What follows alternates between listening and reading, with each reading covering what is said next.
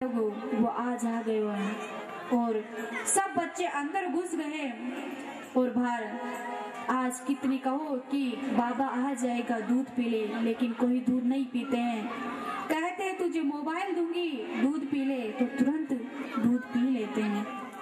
इसी प्रकार प्रभु नानी बाई की सासू ने सोचा कि अब तक तो ये शनिचर घर के बाहर था, लेकिन अब तो ये नानी बाई की सासू बहुत घबराई और उधर नरसिंह जी ने सोचा कि अब चिंता की कोई बात नहीं है,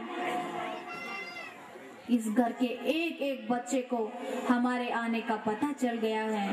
अब अंदर चलो। और जैसे भी अंदर प्रवेश किया उन्होंने और नानी बाई की सासू मिल गई। आंगनिया में पड़ता भैरा सासू जी मिल्या जी, आंगनिया में पड़ता भैरा सासू जी मिल्या जी, सूर्यास्त देख ब्याह तिलक करने आई हूँ, अब नेक का रुपया चाहिए। और बोले नेक का रुपया? नरसिंह देखो हमारे पास तो कोई नेक का रुपया नहीं है, और तुलसी जी की माला ले लो, 1.25 साल राम और भजन करो, हरि का गुणगान करो। अब तो बोली मुझे तो ये फालतू की बातें नहीं चाहिए, मुझे तो सिर्फ नेक का रुपया। उसकी स्टेयरिंग कहीं दूसरी जगह चल जाती है तो उसे भगवान सही रास्ते पर ला देते हैं। उसी प्रकार प्रभु मेरे जीवन की गाड़ी अगर गलत तरीके तरफ जाए तो उसके ब्रेक लगा देना। और तिलक पर माथे की बिंदी लगाने के कई फायदे होते हैं। कोई नास्तिक पुरुष आपके पास नहीं आएगा और कोई इच्छार्थक लोग आपसे दूर रहेंगे। सामने वाला व्यक्ति अगर आपसे भी चालाक भी है तो जैसी प्रभु की इच्छा। अब नानी बाई की सासू ने कहा कि हमें स्नान करना है। नरसिंह जी ने कहा तो बोली थोड़ा पानी ठंडा है गर्म कर दो। तो नरसिंह जी को इतना कहना हुआ, इतने में तो बयान जी तो पहले ही भरी हुई तैयार पड़ी थी, वो तो लड़ने के लिए तैयार थी। कभी कहते हो कि ठंडा कर दो, कभी कहते हो कि गर्म कर दो।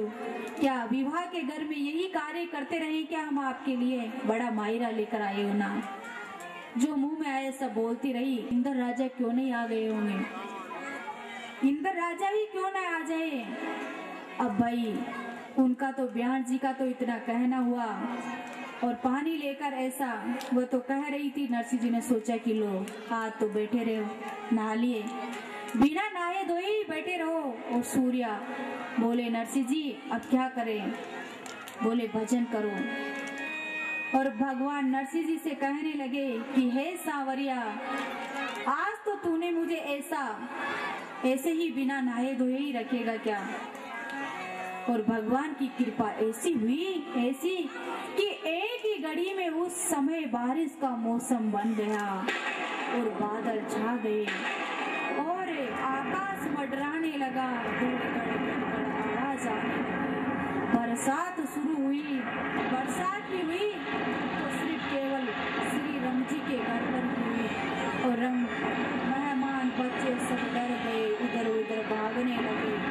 अंधेरा सा छा गया, शादी के घर में मिठाइयाँ तैरने लगी, पकवान गुलाब जल सब इधर के इधर हो गए। बच्चे डर गए, इधर उधर भागने लगे। पहले शादी के घर में बच्चे इधर उधर भागने लगे और आज देखो बच्चों का। तो प्रभु इंद्र राजा इसमें इनको डालो थोड़ा। बरसो क्यों न जी इंद्र राजा, बरसो क्यों न जी इंद्र राजा, बरसो क्यों न जी इंद्र राजा, बरसो क्यों न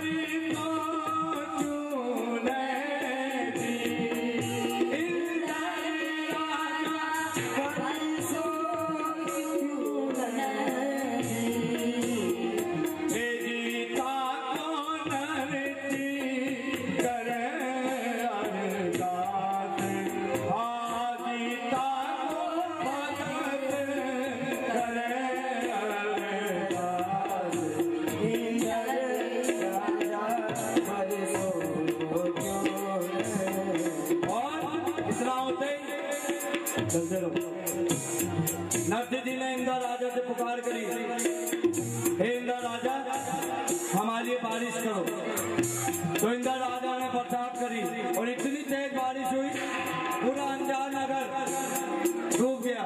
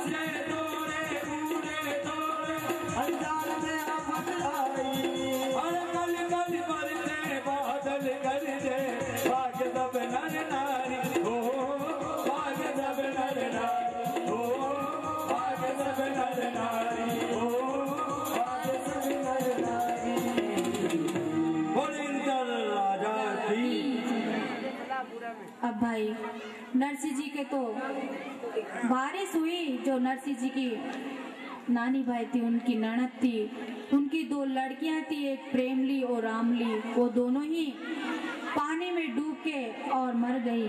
तो बोले अब हो जाए, वो नरसिंह जी नानी भाई से कहने लगी कि अब देखती हूँ कि कैसे शादी होती है, शादी नहीं होने दूं। नानी भाई दौड़ी दौड़ी अपने पिताजी के पास गई और जाकर बोली कि पिताजी मेरी ननद की दो लड़कियां हैं, रामली प्रेमली, और वो पानी में डूब के मर गई है। नरसिंह जी बोले कि मैं क्या करूं, जो मर गई है तो मैंने थोड़ी ने मारा उनको। पिताजी ननद की वो बोल रही है कि बोले शादी नहीं होने दूं। नरसिंह जी ने सोचा कि चलो मायरा मायरा करते थे, बहुत अच्छा हुआ। नानी बाई बोली आपको तो मायरे की पड़ी है, इधर मेरी तो लड़की कवारी रह जाएगी। तो बोले मैं क्या करूं। तो उन्होंने नरसिंह जी ने कहा कि मेरे पास तो क्या है। नरसिंह जी ने कहा कि मेरे पास कुछ नहीं है, ये तुलसी के पत्ते हैं, तू उन्हें ले जाकर और दे दे, भगवान करे